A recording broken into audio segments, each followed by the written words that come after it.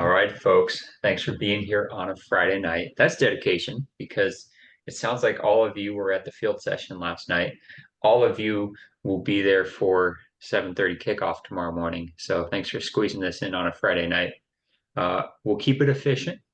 We have tonight Cindy Elliott, who will um, give her own introduction. Not that the folks in the virtual room here need it, but for anyone watching the recording who doesn't know this game, um, and keeping with the theme this year, actually, does anyone recall the theme for this year for Team 3? Team success. That's close. That's close. Yeah.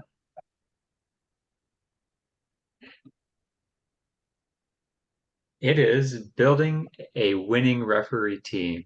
Yeah. Keith, I heard you right there. Building a winning referee team. So tonight, Cindy's going to be talking with us. It is a discussion talking with us about uh, navigating your referee crew successfully through challenging situations. With that being said, thank you very much, Cindy. Take it away. All right. Hello, everyone. Some of you saw me last night, but here we go. So I'm Cindy Elliott. I'm a national referee and area referee administrator for Area 10W and 10-year member of Team 3, I guess, now that we're turning 10, right? So I'm gonna go ahead and start. And like Lewis said, this is going to rely on your participation, so please unmute yourselves when you want to talk, and we'll kind of have a good discussion on these topics, and hopefully these will be beneficial for you as you go through your games this weekend and all your games in the future. So we're going to talk about successfully, hang on, I want to get something out of my way here. Okay, successfully navigating your referee crew through a match. So as you can kind of tell, everything's going to have a nautical theme. So I'm going to use some terms, some nautical terms, and kind of relate them to the soccer game, so that we can get some perspective on what it takes to navigate your team. Your crew is your team, your referee team. The most important thing for success is don't sink the ship. Don't sink the ship. That's an idiom. And I looked up, what does that really mean? It means impending doom, impending failure. And then I looked up, hey, what's the opposite of don't sink the ship? And the word that came up was success. So we're looking for success here and getting through a match with your team. The crew is made up of the skipper, who is vital. They have to be in charge. They have to take the helm. And the assistant referees are the vital crew. And everybody has to share the same goals to work together as a crew. So I wanted to ask you, do you have any examples of things that have happened to you in the past where, one, you felt like you didn't have a skipper, or two, you felt like the crew wasn't on the same page with the skipper? And can you guys share any examples of situations you've had like that?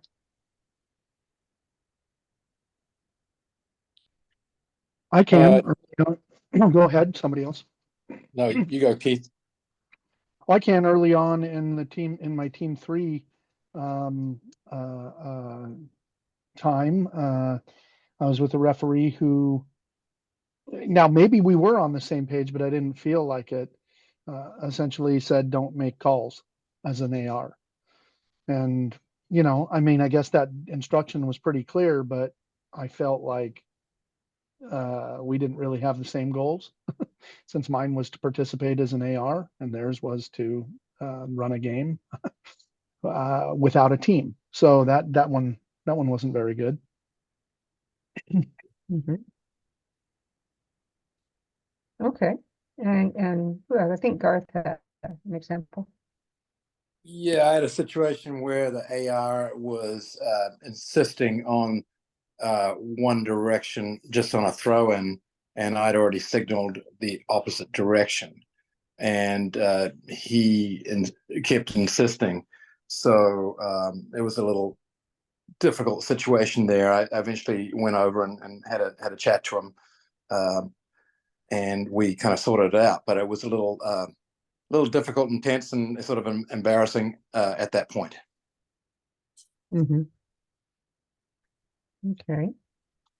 How about any examples of when you felt a game didn't have a skipper, nobody in charge? Nobody setting the course, setting the tone. And go ahead. I can think of specific instances within a game where the referee didn't take the skipper role, but I can't think of an entire game off the top of my head. Okay. And often, Or, go ahead. oh, I was going to say, yeah, sometimes, and it's with less experienced refs, you'll have somebody who, you know, you might be a more experienced ref, and so you're on the sideline as an AR, and they're looking at you to make the calls.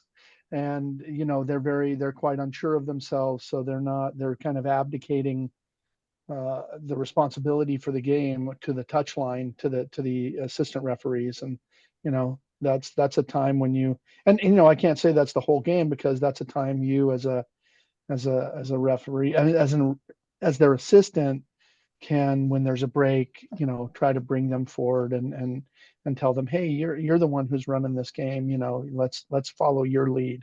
So I have had that, you know, with less experienced referees who are not sure of themselves.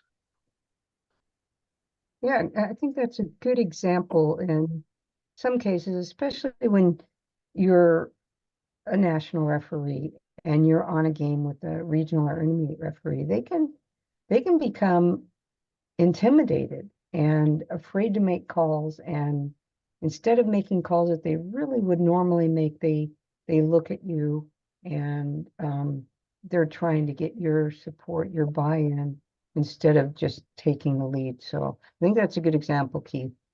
And another example I can think of where there was a game fairly recently at the section playoffs in Bakersfield where we had a crew working, and the AR wanted to call fouls differently than the referee wanted to call them.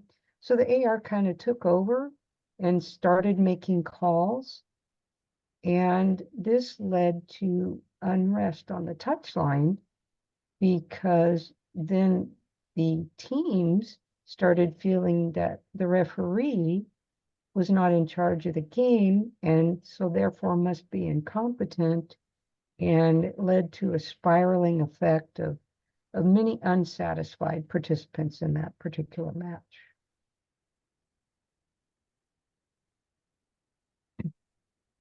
All right. So it's vital that we all have to have the same goals, but we have to have a skipper and we have to have the crew. Okay. So to get ourselves ready for a match and to be successful in navigating the match, we've got to chart the course. Anybody know what I'm referring to here? Pre-game? Yes, it's the pregame, stupid. Yes, the pregame. Absolutely vital. Give me an example of when one of you has had to deal with a game with no pregame and what it led to.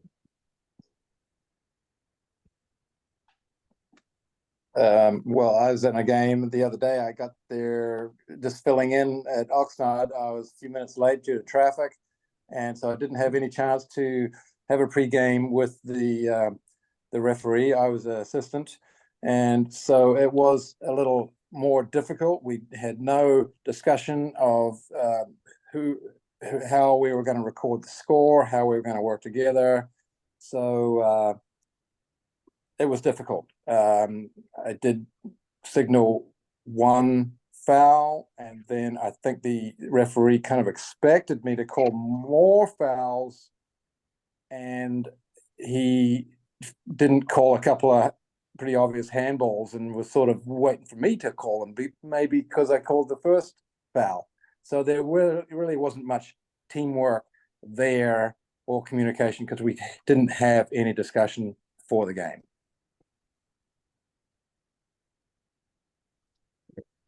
Good example. And the point I have here is the entire crew has to understand their role and what the expectations are. So yeah, if you have that uncertainty, well, I called a foul. Now I think he wants me to call more fouls, or I'm not sure how he wants me to record the scores. It can be difficult. It's like, heading out to sea without a course planned, and you don't know where you're going to end up, and you have a lot of uncertainty. And the match can really suffer from that. Add something. Yeah. Touchline management becomes kind of a one-man show at times when the center's running around out there and AR seeing or hearing language. I remember one instance, and Keith, you might remember too, but we actually ejected a parent for swearing, obviously not good. But it seemed like it escalated way too fast, and I was in the center and we had an AR and I didn't know where he was coming from. It's like, hey, I told that parent to get away from the goal. He was behind the goal coaching his daughter. And, oh, you did? Okay. Well, now he's swearing and, he moved away from the goal, but I told him to do this and I think we should eject him. It went from 0 to, top speed. Like, we got to get rid of this parent without a whole lot of conversation. And I think back on that, and I think, it really has to do with understanding how do we manage the touch line together, because it's really the coach's responsibility, and you are not working with the coach and you're not working with me either. So we need to work on this. That was one example I had. Okay. Yeah, I do. I actually thought you guys were in agreement, but no. But it turns out no. It just elevated. I think it went in the right direction, but I think I was kind of out of the loop more than I really was comfortable with. Yeah, I think that is a huge, that particular thing, I think that's huge at the beginning of the game, to have that conversation with your AR, hey, don't escalate a situation. If it's getting to the point where you're uncomfortable, call the referee over. The communication, I almost always say, because I heard it from somebody a long time ago, I don't know who from, but they said, I will say to them, hey, listen, if, try to control your touch line. If it gets to a point where you feel like it's not working, or you're hearing things that, and you can't control it, please call me over and then have something specific to tell me. Like what I have done in the past is got over, oh, the touch line's just out of control. And that's a difficult thing to action. So you might say, hey, I've spoken to the coach about the gentleman in the red hat. I've talked to him, or hey, I've spoken to the coach a couple of times and it's not working. Just something that I can then go, okay, I know where to go with this at this point. So, and the idea that, often the idea too that ARs have is, well, I'll just let you do it. I'm not really a ref. I'm like, no, if you've spoken to the coach and you've told them that the behavior needs to stop, that's their initial, that's the old ask them. So it could be, but in any case, it's really important to be specific, and to have something to do, to action when you get over there.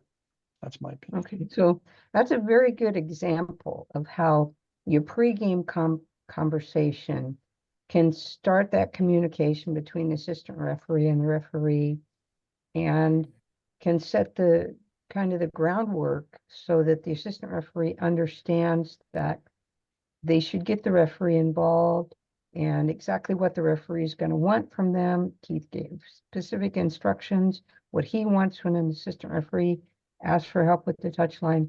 And then it's very clear to the assistant referee what their role is and what they're expected to do. Good. Now, remember, when you're doing the pregame, it's the start of the communication for the crew, but it doesn't end there. But it's important that you have to set the groundwork there in order for the communication to continue. So we've charted the course. Now let's start the journey. I kind of think of the journey through a match kind of has three phases. First, we're going to set sail on the course that we charted. Of course, it's got to be on time. And we're going to cruise through the first half. Then we're going to make a stop. We're going to be in port for a while. We're going to make repairs and adjustments at the halftime. It's a good time to consider, you know, now that we have this safe time, we can take care of improving things. And then we have to reach our destination. Hopefully, if things have gone well on the journey, it'll be the destination that you had expected when you started out. But the key part is that halftime period where you have to make adjustments based on what's happening in the match. So let's talk about the halftime. It's a safe and easy time for you to make those adjustments. What are some things that you typically talk about in your halftime? We got somebody who wants to share that. Let me see. Who's likely? Are they likely to be offside, or like for the other AR who's taking on that team in the second half? So watch out for so and so, or is always sitting offside, or that's one thing that we sometimes talk about. Okay. Does anybody ever talk about what's going well at halftime? I usually ask the question, how are we doing? What are you guys seeing? And that's either side. We get a little bit of both. Usually it goes on the negative, but hey, number 10's really good out there. He's ready to score another goal. Just kind of observing facts. So everybody's kind of like, oh, yeah, I'm seeing that. Okay. Yeah. Go ahead. But just open it up for like critique. How am I doing? Sure. What are you seeing? Fouls being called. What I'd like you to try is I'd like you to try to start your conversation with what's working next time you have a halftime conference, because I think that will point out for each other, oh, okay, yeah, we're syncing well in that. You're getting, what we need out of that. And then what needs improvement. Because many times you just jump right into what needs improvement. And sometimes the comments can not feel like they're in the spirit of teamwork. Maybe people would perceive them as personal criticism, and it can sometimes be a little bit negative on the crew. Has anybody had a situation that they like to talk about where you found that either you or somebody in your crew kind of took personal offense at things you were talking about that needed improvement, and it didn't seem to go down the way you wanted it to go towards a spirit of teamwork?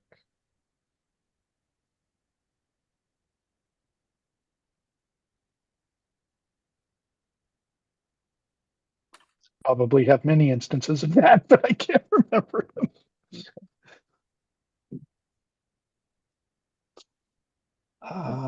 Kind of some things that I've witnessed is you go into the halftime with the crew, and a dissatisfied AR just starting in, well, you missed that call, you missed that call, and I guess I won't even bother raising my flag anymore because you missed 3 offside.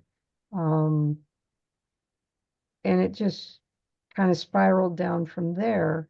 It was obvious that the assistant referee was frustrated, but it didn't lead to any kind of a conversation that could be useful from the team. A different way to handle that might be, hey, what do I need to do differently on my offside calls? It seems like you're not picking me up. What do you think I should do? As opposed to, hey, you missed all my offside calls. Good question. Uh, you know, you can be conciliatory. You can say, well, I did. I'll try to do a better job. I mean, I have had that. I do remember having that a long time ago. And, and, and I have actually, as now that you're saying the things you say, I remember being a disgruntled AR in a club game where the referee, who was a very experienced referee, but quite old, and told us before the game, I'm not going to be able to move with these kids. It was a 17 boys, like gold. And he goes, I'm not going to be able to move with these boys. I'm going to be a long way for play on some of these. So, hey, help me out by calling fouls. So true to that, he was about 60 yards from a play where there was a foul down in front of me. I flagged it. He waved me down. He was so far away. I have no idea how he thought he could wave me. He waved me down. Okay. Did it again a little later in the half. He waved me down. And I have to admit that after he had told me to help him out and I made these calls that were very obvious to me, I was pretty angry going into the half. And he, oh, sorry, I waved you down. I said, yeah, I'm not going to raise my flag anymore. I mean, you make me look like an idiot. Like, I don't understand. You told me to help you. You were, a mile away from the call. I put up my flag and you didn't help. Well, don't be like that. And I go, no, I'm going to be like that because I'm not going to put my flag up again and be waved down like a fool. So sorry. And it did not go well. And I was cranky. So that was not a productive conversation at all. And so I don't know what I don't know what he could have said except like, oh yeah, well, my bad. I think you can be conciliatory. I think when you're missing offside calls, that isn't the same as waving somebody down. That's like, I'm sorry. That's a time to kind of mend fences. I'm sorry I missed you. I'll do a better job in the second half. I'll make sure I'm looking over there. Yell at me. Or, maybe if I'm missing it, shout my name out and get my attention. I Good. don't want Yeah, to miss you. you can have that kind of response if you didn't get just chewed out about it, if it's presented in the right way. Right. Anybody ever try like having a conversation at halftime about, okay, what level of fouls we want to call and making that adjustment, and maybe the referee will indicate or the assistant referee will ask, should we start calling it tighter? Or I'm going to start calling it tighter and I want you to help me out. So we're going to rein this game in. Those type of discussions, when those happen at halftime, they can be very helpful if a match is on the verge of getting out of control. We need that teamwork going. And when the referee and the assistant referees can have a productive conversation about that, it often has great results for the second half. In the same vein, do we have conversations just at the halftime? Is it productive? I know some referees who I think are extremely good referees who go talk to the coach on their way in, or they might touch base with the coach before the halftime. Hey, coach, everything working okay? You got anything for me? In this calm time where there's, can the referee do that or the AR do that as they're wrapping up the half? Is that something that how do you see that as a coach, Cindy? Well, I see one potential danger there that you want to Sure. be careful of. If you talk to one coach, You make got to sure talk you to them both. talk to the other coach as well. Otherwise, 100%. the other coach will perceive that you're favoring one team over his team. So if Right. you want to do that and you feel comfortable and safe doing that, make sure you give both teams equal ear time. Yep. Okay. Is that something that you've ever experienced, having a referee do that when you were coaching?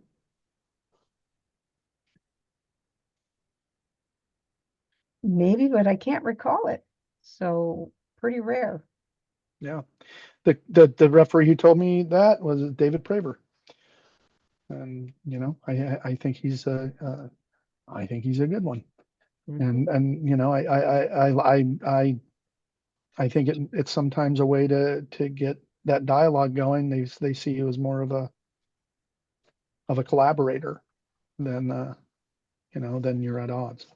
Mhm. Anyway, just a suggestion. Yeah. I got to think that this past season, I happened to be coaching the younger teams again, and I was coaching a 10U team, and of course, all my referees were brand new, and me also being the referee administrator, and they all knew that. It's like now that I'm thinking about it, every single game, the referee came to me as soon as How am halftime I hit. doing? What did I mess up? What am I doing wrong? And I considered my How role at did that you- point was like, don't worry about it. It's okay. You know, you're doing a great job. You know, I'm just coaching here. You don't just relax. Go do your job. That's funny. Makes sense though. Yeah, it's a good group of people. Okay, so you got that good conversation going. Also, I want to point out one way that you can come into trouble in the second half is if you don't fuel when you need to. Get that water, get a little snack if you need to. Make sure you take that halftime to do that so that you're properly stocked for the second half. All right. So, Bail out the ship as well. yeah. Yeah. Right. Get pack some provisions on board and Yep. I'm really sticking with this theme. Okay. Yeah. What if we spring a leak? It happens. Okay. The way I see this is we have two choices. When we're at sea and we spring a leak, we can rush to the nearest port, full speed ahead. Just just get there. Or we can stop and do a damage assessment and make repairs. Strongly recommend that we don't panic. Although I've got to say that quite often I see option one being chosen by even experienced referees. It's they double down. Something's going bad, I'm going to double down on it. So I strongly encourage you to remain calm, do a damage assessment, and then make repairs in the moment before you know, go full speed ahead and just cruise right into trouble there. Try not to double down on things. Okay. So let's talk about what are some common causes of leaks in the ship. And I'm going to throw a list up here and I want you to think about it. Missed AR signals, conflicting signals, doubt due to lack of knowledge, afraid of backing up your AR who made a game critical decision, lack of confidence in the AR, failure to seek AR help with decisions, lack of self-assessment, and having a me, not we thinking. Give me some more things to add to this list, or let's discuss how you've seen these common causes of leaks and how you tried to correct them. I'd like to hear your solutions. We've got a pretty experienced bunch how here. about a missed, what you believe maybe a distraction and a missed call that you're looking to your AR for help and they didn't see it either, but it's clear that there was something happened on the field. Okay, so you both missed it. Yeah, that's a And bad AR one. can't give you any help. Good. Never happened to me though, ever. Distractions due to crowded sideline conditions or coach right on the line is very distracting. And on last Sunday's final U14 girls game, I had that. I really felt I wasn't at the best position wise because I was constantly looking to see where the coach and his wife was. They were always on the line, partly because of the crowded conditions between the two sidelines, but I asked them a number of times and they didn't make a lot of effort to get out of my way. So it really affected me trying to stick with the offside line. Okay, very good. Very distracting.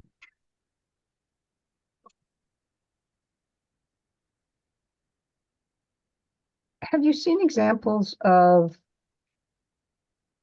the referee struggling and the AR, you say you've been an AR and you wanted to help the referee, you wanted to contribute, but they weren't seeking your help on decisions Yeah. okay. Give us an example and what happened there. Yeah, well, it might be that the captain's asleep at the helm, and up in the crow's nest, you're looking out and you're seeing the problem, and the captain runs aground, and then you spring a bad leak. Okay. And what caused that to happen in terms of the soccer game? You know, up in the crow's nest, maybe the AR saw hazards ahead, and the captain down below um, ignored warnings. Mm-hmm. Yeah, or assumed, oh, I see it's just a bit of seaweed floating on the surface, Okay. bit of kelp. But it's an iceberg. Didn't notice the iceberg or the reef. I'm thinking more tropical here, Keith. Oh, The okay. reef below. Or the reef, Yeah, the mangroves. yeah. Yeah. How many of you have seen that? I mean, I can name several occasions where I've seen this scenario play out. I'm curious anybody who hasn't seen this type of thing happen in a map? Where you see an escalation coming, or where you see the tenor of the game changing, and there's not a good communication between the two, Mhm. or one person sees that, and yeah, I'm not sure it's always. I've seen it multiple times. I'm not sure it's always necessarily accurate by one or the other, but they should be talking. There should be some ability to communicate that. Um, yeah, I've seen that. Okay. It was interesting. I thought this was great. So I don't know if you saw this, Lewis, but last week at the Oxnard Sports Festival, this is an example of actually the opposite of that. Um, early in the game, number 11 on the Sherman Oaks team was quite aggressive. They'd committed a foul. They committed another foul, committed another foul. It was all within about a 10-minute period. And Andy called them all, but had not noticed that it was the same player. And so the last time that he did it, I looked at it, I said, Andy, and he looked at me and I go, that's 3. And Andy went, thank you, and went over and talked to the player and gave him a public word. And it seemed to settle him down. And I thought it was good communication between the two of us. And I thought Andy took the information and did something with it, which I thought was pretty cool. Great. That's a great example of you noticing a problem and the team working together to solve the situation. Beautiful. I really love that example. Good. I can think of a similar thing where the referee was starting to struggle with the game. The touchline was getting more and more boisterous. The assistant referee on the touchline that was becoming upset was trying to make calls that the referee was misunderstanding, and it was clear that they weren't on the same page, and it was clear to the spectators that they weren't on the same page, and it led to worsening of the leak instead of solving the problem. Developing, kind of doubling down and taking that me versus we thinking and discrediting the input from the AR because of the pressure of the boisterousness of the spectators and the coaches and the players just increasing and increasing. It can make it very difficult to concentrate and remember that you have your team there. Right.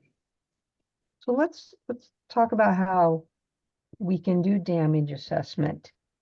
Because if we want to solve the problem, first we have to recognize it. So there's a couple of steps here that are common anytime you notice that there's some damage. First, you got to gather the information. You got a number of sources for that. And it's really important for the referee, and here I'm particularly talking about the referee, to get information from the referee crew. And often this doesn't have to be a conversation. Often, like the example Keith gave, where it was eye contact and some signals with the hands. And okay, then you got on the same page, you got your information communicated. It could be being observant of something going on with the players, maybe a particular player. But often the body language of the player and the actions of the player are very good sources of information. If something's going wrong that you didn't realize, you can detect it in the players. And similarly, the coaches and spectators will also provide information to you. And just because it came from the coaches and players doesn't mean you should necessarily discount it. You should try to be assessing, okay, what am I missing here? There's something where we're not on the same page, and I need to give this some credence, and I need to investigate.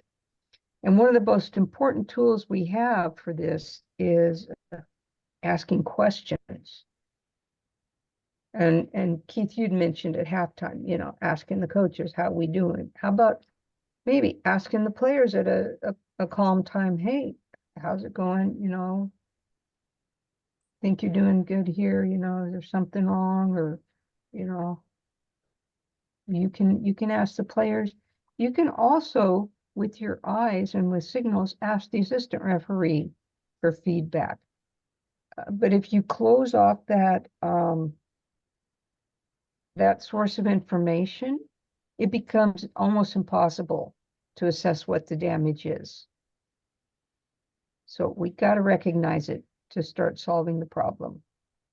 And the most common thing I see going on when this problem happens is the referee feels like they don't have time to handle it. And I'd like to suggest they don't have time to not handle it. Because if they don't handle it, they're going to be under pressure very quickly. Okay. So Yeah, you can be down in the hold assessing damage, but you got to come up above decks to see where you're headed next and the better path out of it. exactly. Somebody give me an example where you feel like you kind of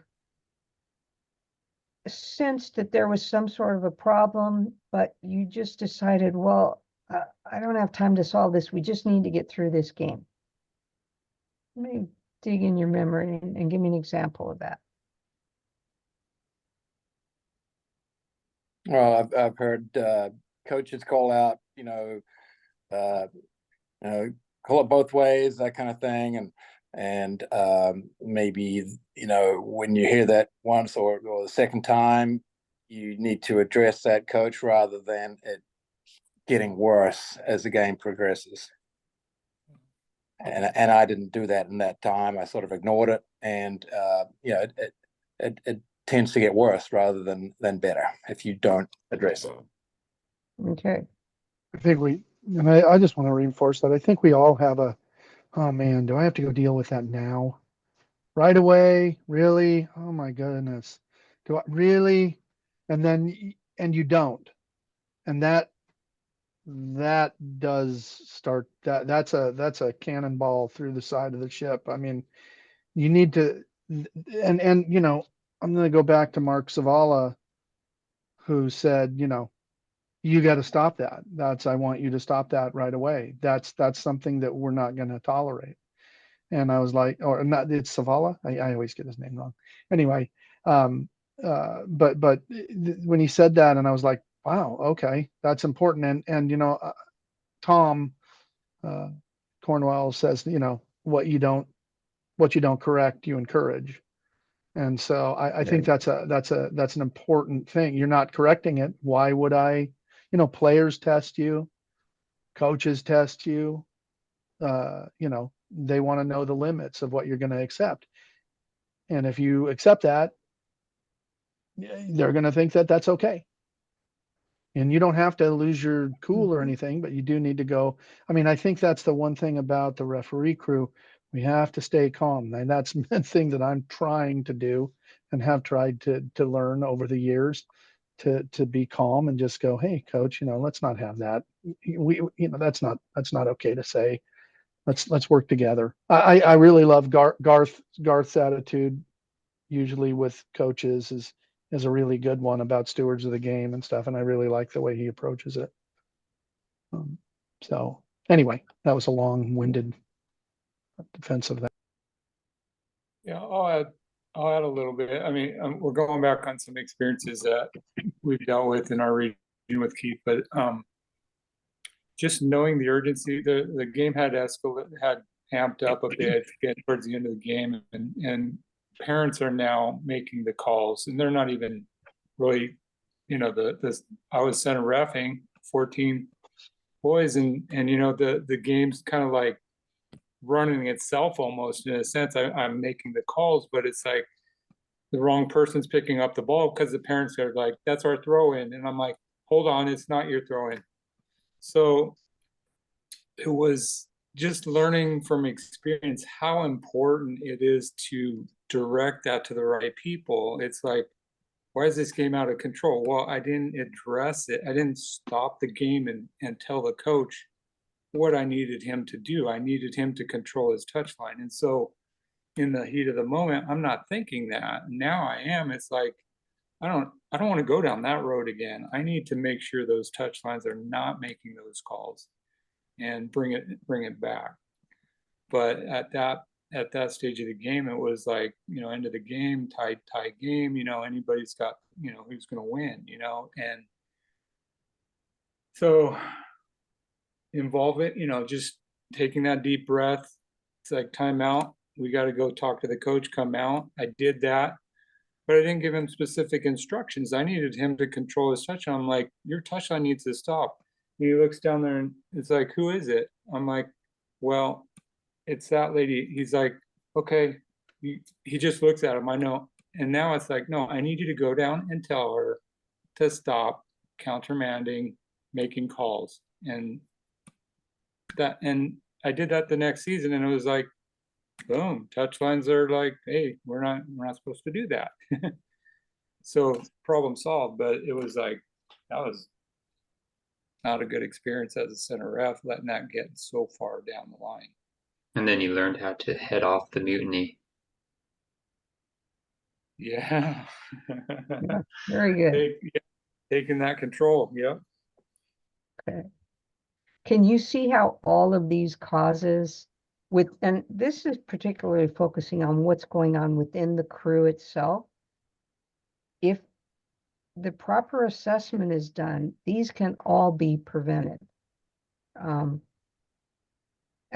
all too often, it's the referee just, as the pressure builds, they feel like time is advancing very fast, and they don't have time to think about, well, I should back up my AR on that, or maybe I need to ask my AR a question or get some eye contact with them.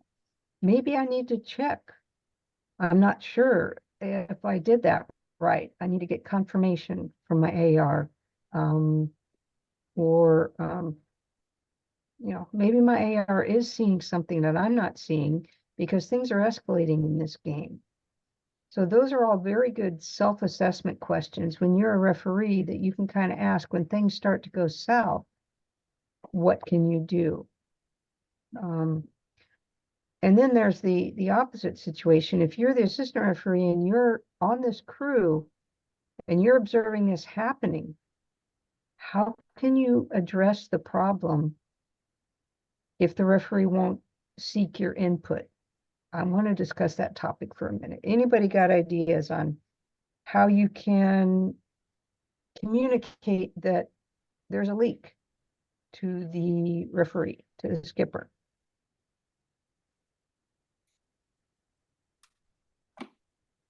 Well, the obvious, put your flag up. We need to talk. But Uh-oh. You okay, Joel? You okay? yeah, I'm on my wife's cell phone, so and Yeah. it needs a charge, so it's kind of lopsided, but we're good. Funny. Yeah, I mean, you did say earlier time is on your side, right? Time is under your control, right? Is what you Yeah. said. Yeah. So, if you're really seeing something brewing, and you think it's important enough to bring the referee over, I would say bring them over and talk to them. If you can't get the message across some other way, maybe it's time to, pull into port for a second. Maybe it's time to have a quick convo about, hey, I think we're in danger of this game getting out of control. You might want to tighten it up, or, again, maybe in your pregame, you can have a signal that says, tighten it up, or something like that, like a signal that you could communicate, like, I'm seeing it, so tighten it up. And that's something you could give them. I really like that you mentioned that you could talk about how to do this communication in the pregame. And if the referee doesn't bring it up, the AR could bring it up. Is like, how do you want me to signal to you if I really need to tell you something that you're missing in the game, or I really need to give you feedback? How do you want me to communicate that? Very good information to have in a pregame. How many of you have seen an AR try to whip that flag into action to the point where they're trying to kind of take over the game and the referee isn't buying it, but the spectators are all noticing what's going on? Yeah. Yep. So very good observation there, Keith. Have that as part of your pregame discussion. What do you want me to do when you need me to let you know there's a problem that you don't recognize? That player just did 2 quick fouls and then tried to provoke an opponent and then shoved an opponent. And I think you need to know about this, referee, because things are going to explode. So building that into the pregame, I think, is a very good observation there. Okay. So don't be afraid to ask questions as the referee. Ask questions of yourself, ask questions of your ARs, ask questions of the players. And I don't just mean that you're going and talking to them with questions. Use your eyes, use your ears to question the game. What's going on here? I'm missing something. I need to understand something. So I need to question all of these sources of information so that I can assess what is causing this situation to happen. Okay. And remember, you don't have time not to take the time. All right. So let's talk about saving the crew and the ship. Okay. couple of steps necessary, kind of review what we've talked about. First, you have to spot the leak. And we have a whole crew and the skipper who can all spot this leak. And if they can communicate with each other, there's very little chance we're not going to spot this. Then we have to do a damage assessment. What's gone wrong here? Then we have to stop the leak or make the correction and communicate the correction to the crew, to the players, to everybody who needs to know in the match.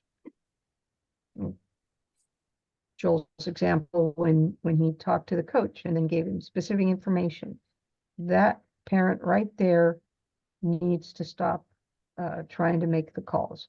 So you communicated that to the coach. You figured out what was going on.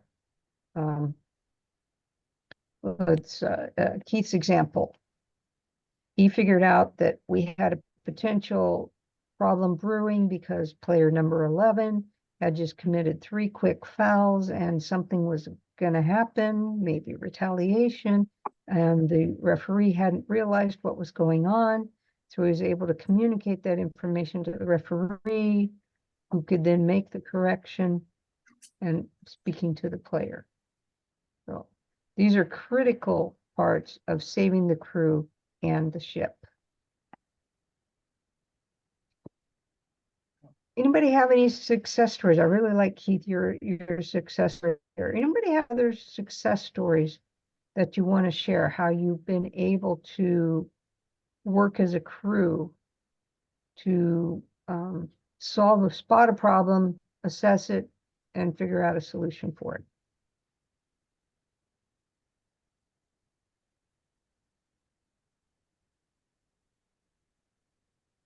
I remember one situation that he always mentioned after that. I was ARing for a guy who you could see he was getting into stormy waters and he was getting flustered. But I knew he knew his way to sail out of that storm. But he was doubting himself. And as the AR, when we made eye contact, I just took a clear inhale and a clear exhale, and he did the same, and he was able to settle down and just manage things as he needed. I liked that one. It didn't take a whole lot from me. Just encourage him. All right, I like that. I like to like give it too. encouragement also to the center referee, especially at halftime. If he feels that things aren't going good, I always like to add encouragement. It can be a little nerve-wracking out there, and encouraging words are always good. I think let the center ref know he's doing a good job and keep up the good work. Those kind of words build confidence in the crew. I think it's pretty helpful at times, especially for some of us who don't have a lot of confidence, and we can build each other's confidence throughout the game.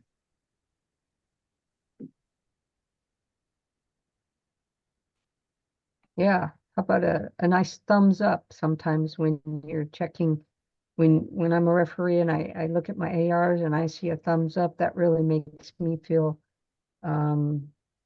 more successful as a referee, that I know that I have the support of my crew and they think, hey, thumbs up, we're on the same page. Good, like that. Yeah, I think one example I had was, I think Keith, you were my AR or whatever. Somebody wears a hat out there, and I'm like going, I don't know if that's cool. And I look over, and I know Keith knows the rules, so I ask him. I go, "What's up with the hats?" And that got to be a soft bill. And so it wasn't like Keith was going to run out there and fix it. He left it up to me. It's like, that's the rule. And so then I'm like, okay. So then it was just what I needed at the right time. And it wasn't like he was insisting and doing anything about it. It's just like, take care of it. You're the center. But that's always a good, being a reliable source there. That's, I take that as like, hey, there's sometimes when I need to be that person too. They're out there not thinking, like Garth's saying, it's like it gets pretty wild out there. But calming them down with just the right word at the right time. Okay. Good. The spirit of teamwork, I think, is very important to be successful and have the crew working together. All right. So we've been spending this evening talking about successfully navigating your referee crew through a match. Takes a skipper and a crew to succeed. So keep that in mind, that everybody's important. And the more you can focus on that and chart a course in your pregame, the easier it's going to be to have success. So thank you guys very much for the discussion with your experiences this evening. It's really, really good illustrations of what can work well and what can go wrong as well sometimes. Thank you. Now take a deep breath. I like that one. Yeah. All right. Well, thank you, Cindy, for that. And you know, the nice thing about this being on a Friday night is we get to jump right into games tomorrow morning and put it to practice. So I know everybody here has something a little special going on with their games tomorrow, be it assessments, be it Cat Aston Cup. And that's really what I wanted to build the season around, the Cat Aston Cup, because it's something fun, it's something different. And we've got a lot of competent referees, and sometimes it's just a matter of bringing them together, getting them all on the same course. So thanks again, everybody, for participating. That's all I got. Appreciate it.